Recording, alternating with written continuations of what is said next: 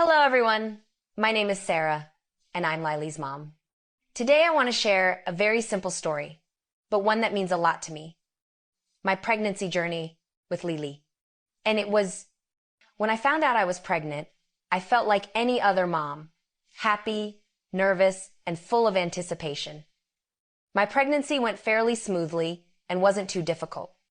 Lily didn't move around much in my belly, but every time I placed my hand on my stomach and talked to her, she would gently respond, which made me feel very close to her.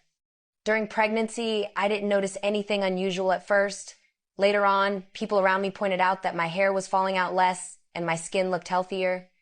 I simply thought it was because I was eating well and getting enough rest. The delivery itself went quickly.